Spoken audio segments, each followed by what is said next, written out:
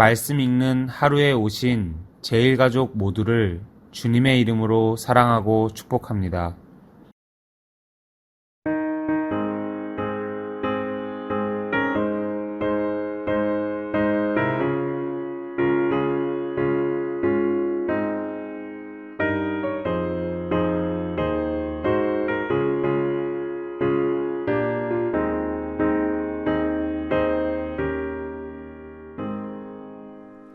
잠시 세상에 내가 살면서 항상 찬송 부르다가 날이 저물어 오라 하시면 영광 중에 나아가리. 열린 천국 문 내가 들어가 세상 짐을 내려놓고 빛나면 유권 받아 쓰고서 주와 함께 길이 살리. 눈물 골짜기 더듬으면서 나의 갈 길 다가오네. 주의 품 안에 내가 안기어 영원토록 살리로다. 열린 천국 문 내가 들어가 세상 짐을 내려놓고 빛나면 유권 받아 쓰고서 주와 함께 길이 살리.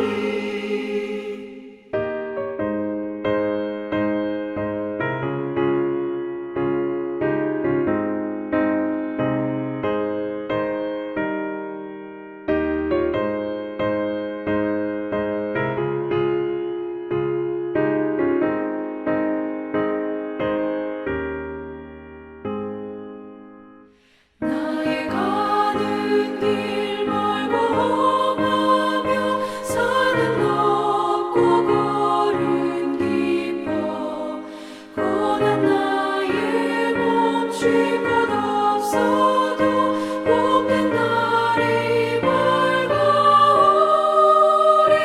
열린 천국 문 내가 들어가 세상 짐을 내려놓고 빛나면 유권 받아 쓰고서 주와 함께 길이 살리. 한숨 가시고 죽음 없는 날 사모하며 기다리니 내가 그리던 주를 배울 때 나의 기쁨 넘치리라. 열린 천국 문 내가 들어가 세상 짐을 내려놓고 빛나면 유권 받아 쓰고서 주와 함께 길이 살리.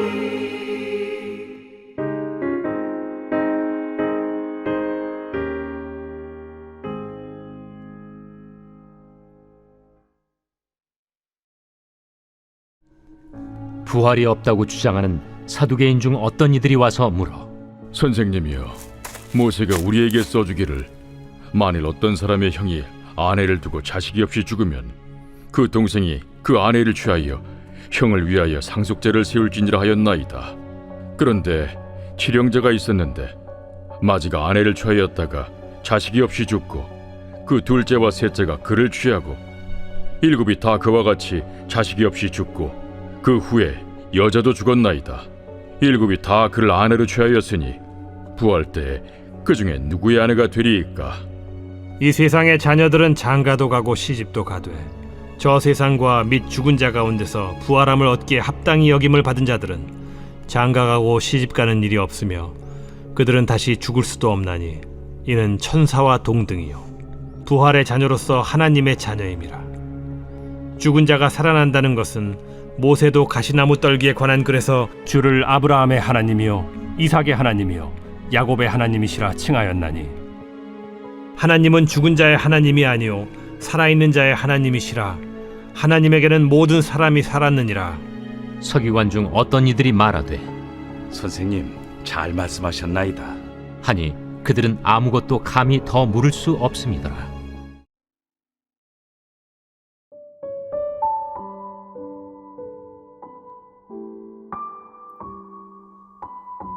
사두개파 사람 몇 명이 예수님을 찾아와 부활에 관해 질문했습니다.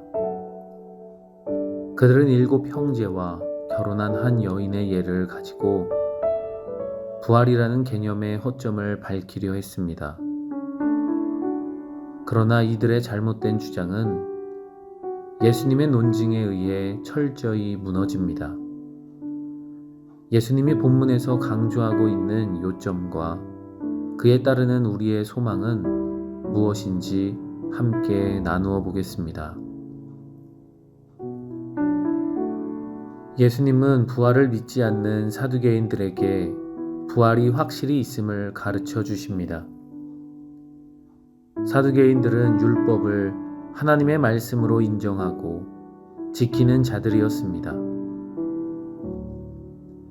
율법은 형이 결혼했다가 죽으면 그 동생이 형수와 결혼해 형의 대를 이을 책임을 가져야 한다고 명령했습니다. 사두개인들은 만약 부활이 있다면 모세의 법대로 행한 자들이 부활 후에 커다란 혼란에 빠질 것이라고 생각했습니다. 이런 이유에서 사두개인들은 부활 자체가 잘못된 개념이라고 단정한 것입니다. 그러나 예수님은 부활이 반드시 이루어질 일임을 확실하게 설명해 주십니다. 특히 모세 오경을 권위 있는 하나님의 말씀으로 인정하는 사두개인들에게 하나님이 당신을 아브라함과 이삭과 야곱의 하나님으로 소개한 사실을 언급하십니다. 즉, 하나님은 죽은 자들의 하나님이 아니라 살아있는 자들의 하나님이시기에 죽은 자들의 부활이 사실임을 입증하신 것입니다.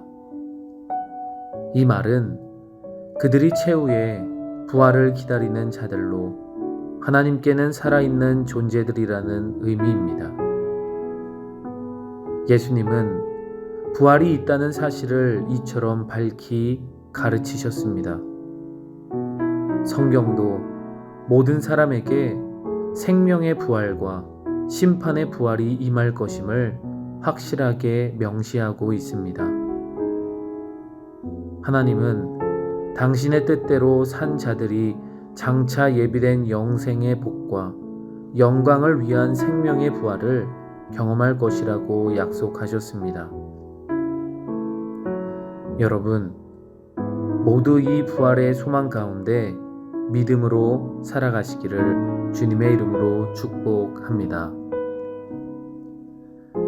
예수님은 사두개인들이 현재의 삶과 부활 후의 삶을 동일하게 보고 오류에 빠져 있다고 말씀하십니다.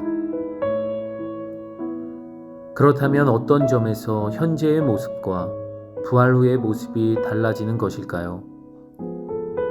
예수님은 먼저 현재의 삶과 부활의 삶은 확실히 다를 것이라고 가르치셨습니다. 부활 후에는 더 이상 죽음을 경험하지 않기 때문에 결혼을 통해 자손을 이어가야 할 필요성도 사라진다고 말씀하십니다. 그뿐만 아니라 현재 우리가 입은 연약한 육체가 더 이상 질병과 죽음이 없는 영생의 몸으로 변화할 것이라고 말씀하십니다. 육체는 눈에 보이지 않을 정도로 작은 바이러스에 의해서도 생명을 위협받을 만큼 연약합니다. 그러나 부활 후에 입을 새로운 육체는 더 이상 질병도 죽음도 경험하지 않을 것입니다. 현재의 모습과 완전히 다른 차원의 삶이 부활 후에 존재한다면 하나님의 자녀들은 어떻게 살아야 할까요? 우리는 부활 후에 주어질 새로운 삶은 현재의 삶과 동떨어진 것이 아님을 기억해야 합니다. 예수님은 당신을 따르는 제자들이 부활에 대한 확실한 소망 가운데 살기를 원하셨습니다.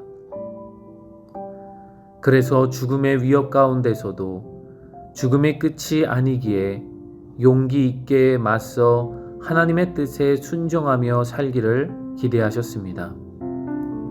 사랑하는 성도 여러분, 우리는 부활의 소망 가운데 우리에게 맡겨진 사명을 충성스럽게 감당해야 합니다. 하나님이 우리의 믿음의 발걸음을 평가하시고 그에 합당한 위로를 우리에게 주실 줄 믿습니다. 부활은 예수님이 친히 보여주신 확실한 약속입니다. 예수님을 영접한 사람들은 부활의 영광에 참여하게 될 것입니다. 그러므로 우리 삶에 닥친 여러 고난 때문에 낙심하거나 절망할 필요가 없습니다. 지금 이 삶이 끝이 아니기 때문입니다. 부활의 날에 하나님은 우리의 모든 눈물을 씻으시고 영원한 기쁨으로 우리를 위로해 주실 것입니다. 오늘 하루도 살아가시며 부활의 소망을 가지시고 하나님의 뜻에 순종하며 살아가고 또한 그 속에서 주실 하나님의 합당한 위로를 받으며 믿음의 발걸음으로 살아가시는 제일가족 모두가 되기를 주님의 이름으로 축복합니다. 기도하겠습니다.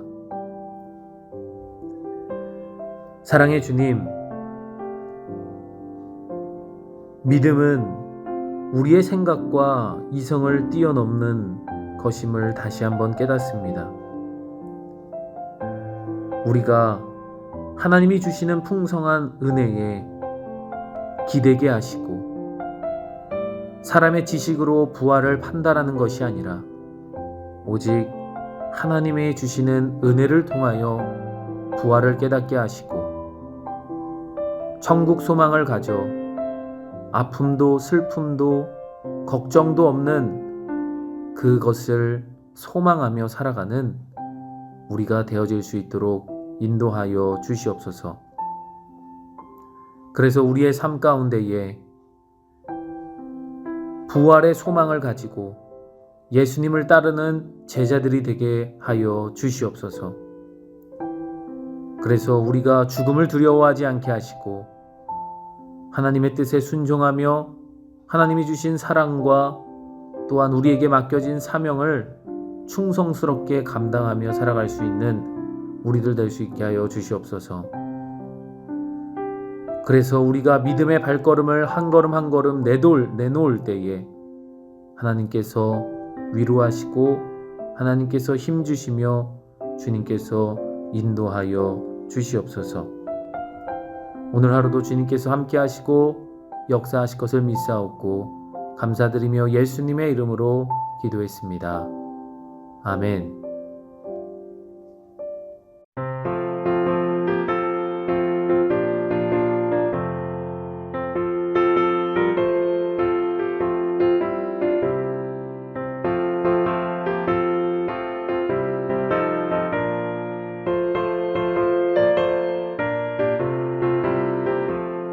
목마른 내 영혼 주가 이미 허락한 그 귀한 영생수 주여